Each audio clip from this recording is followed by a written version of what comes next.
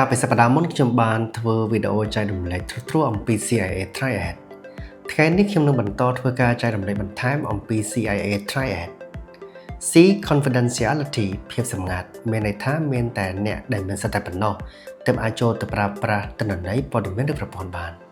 ឧទាហរណ៍ដើម្បីចូលទៅប្រើប្រាស់ប្រព័ន្ធធនាគារ ACDA បានបងប្អូនតម្រូវឲ្យមានគណនីនិងលេខសម្ងាត់ចំណែកឯ integrity ភាពត្រឹមត្រូវមានន័យថាទិន្នន័យឬព័ត៌មានត្រូវបានរក្សាទុកយ៉ាងត្រឹមត្រូវ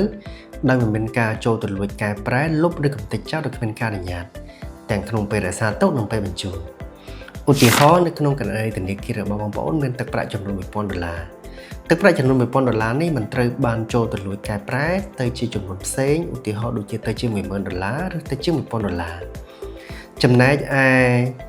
ឧទាហរណ៍ទី2នៅពេលដែលបងប្អូនធ្វើការផ្ទេរទឹកប្រាក់ចំនួន$100ពីគណនីធនាគាររបស់បងប្អូនទៅគណនីធនាគារផ្សេង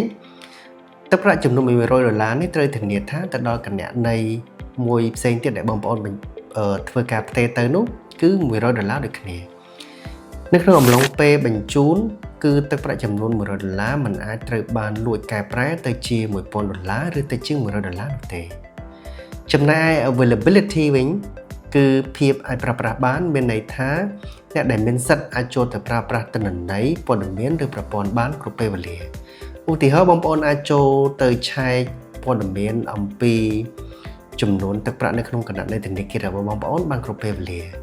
ដូច្នេះ CIA Triad គឺជាគោលការណ៍គ្រឹះដ៏មានសារៈសំខាន់ក្នុងការធានាថាទិន្នន័យព័ត៌មានឬប្រព័ន្ធមានភាពសម្ងាត់មានភាពត្រឹមត្រូវនិងអាចប្រើប្រាស់បានគ្រប់ពេលវេលា